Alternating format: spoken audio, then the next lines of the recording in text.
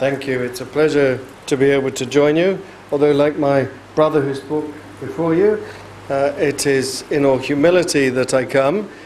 I have worked in Lambeth now for 11 years, and in all that time, both in Streatham and now in Brixton Hill, where I'm parish priest, it's been a pleasure to be involved with the interfaith work. And it's a joy to be able to be with Alan and Ivor here, who, with faith together in Lambeth, have an opportunity to be able to work together as brothers and sisters in faith. But I do want to be able to help to be a voice of support for you, for all the work that you do, for be a voice of support for the change and the growth that you hope within the centre here, and all the way that Tua Qureshi and the Qureshi family and yourselves have been able to help speak for peace over many years. But we recognise, and for those of you who are perhaps viewing this later, today is the context where there was a quarter final of the World Cup and England had won.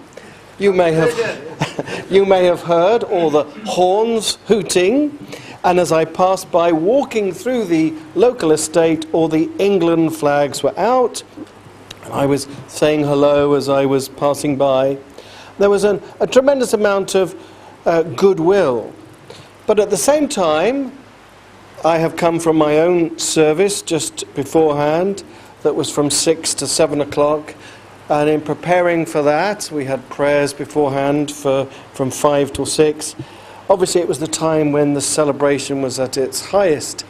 But there were lots of people hooting their horns. There were lots of people cheering and raising. But we have to be aware of the fact that both the joy of being part of a wider community carries with it the danger of a harsh nationalism.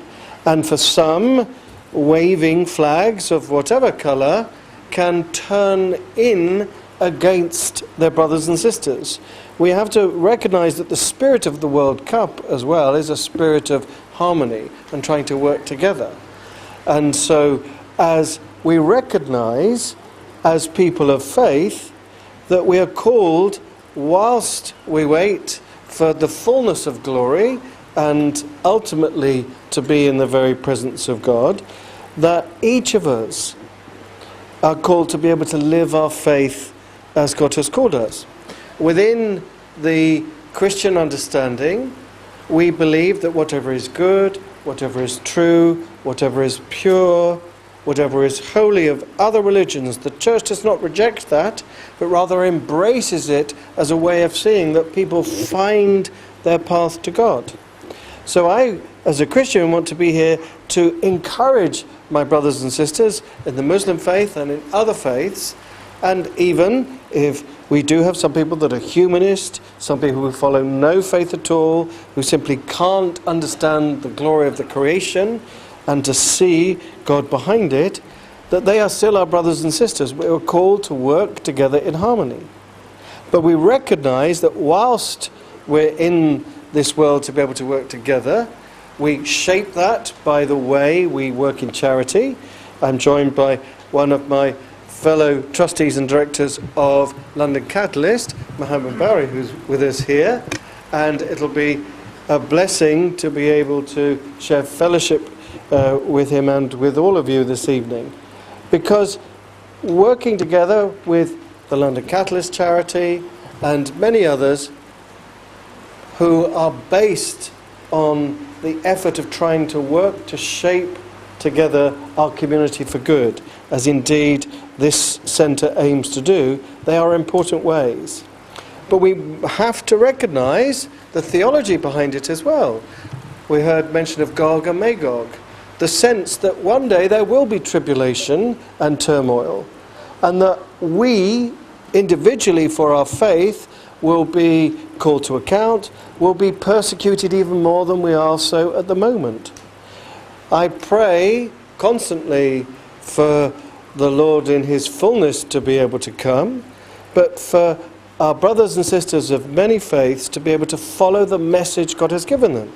And so, for the prophet, peace be upon him, that you follow his message.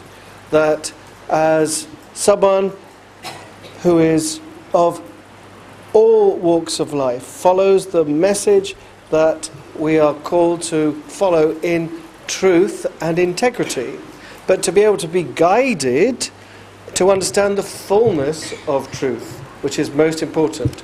And so I know the context here is that there are, as indeed with Christianity over centuries, false messages come, and we have to be clear on what is true. And so through the very links that we have as brothers and sisters together in our common humanity, but most importantly as people of the book, to be able to follow together a way of being true to our faith, being true to the message we have received. Then, because God is one, there is no way that by following in truth we can fail to be able to work together. Thank you.